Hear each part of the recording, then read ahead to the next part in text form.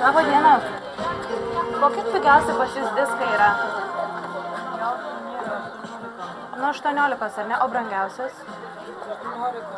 18, po tiek visi, ar ne? Supratau. Lietuvoje legalių muzikos vartojimų rūpinasi ne viena institucija, tačiau prekyba piratiniais diskais Vilniaus turgeliuose tiesiog klesti.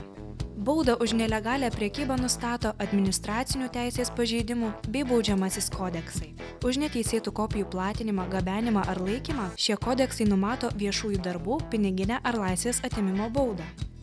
Kalvarijų turguje piratiniais diskais prekiaujama 3 parduotuvėlėse, tačiau tik vienos jų savininkas sutiko paatvirauti šią temą. Jau 2 metus nelegalia veikla užsiimantis Darius teigia, kad už neteisėtą prekybą gauta bauda apie 500 litų atsiperka per savaitę. Išvada – įsigyti brangios licencijos tiesiog neapsimoka. Ant prekystalių dažniausiai puikuojasi populiariosios muzikos atstovų albumai. Tad ką atlikėjai mano apie šią įsišaknijusią problemą, dėl kurios plonėja jų pačių piniginės? Išklausykime Radžio nuomonę. Kokia nuomonė? Man atrodo, kaip ir daugumos muzikantų, kad žmonės taip darosi pinigus, kad uždirbtų, bet nelegaliu būdu. Bloga nuomonė. Bet čia nieko nepadarysi, čia taip vyksta ir čia nieko aš nepakeisiu. Panašiai mąsto ir dainininkas Merūnas. Nuomonė labai neigiama, tai aišku, kad yra vagystė. Tiesiog užsienį tai yra priimta, kad žmonės eina perka albumus su atsiminimui, kad būtų ne pačius atlikėjus eina, kad pasirašytų ant albumų.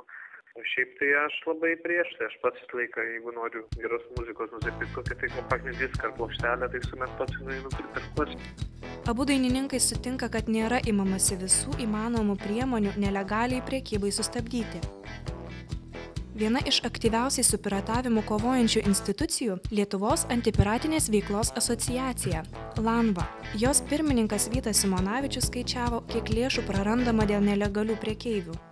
Apie patirimus nuostolius turėjom, kiekvienais metais darom analizės, nuostoliai iš tikrųjų dideli. Šiuo metu apie 30–40% Lietuvoje esančioje rinkoje produkcijos yra nelegali. Tai jeigu, sakykime, paimti apie maždaug 10–15 milijonų, jeigu, sakykime, apyvarta būtų intelektinės nuosavybės, tai apie 30%, tai apie 5 milijonų litų būtų išplatinta nelegalios produkcijos. Muzika buvo ir bus paklausi prekė. Skirsis tik jos įsigijimo būdai, kurie priklausys nuo mūsų pačių sąmoningumo.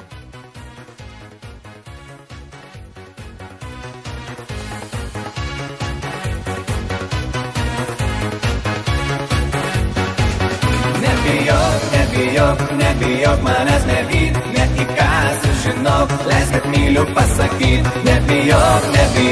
Nebijok manęs nevyt, neįkąsiu, žinok, leisk, kad myliu pasakyt.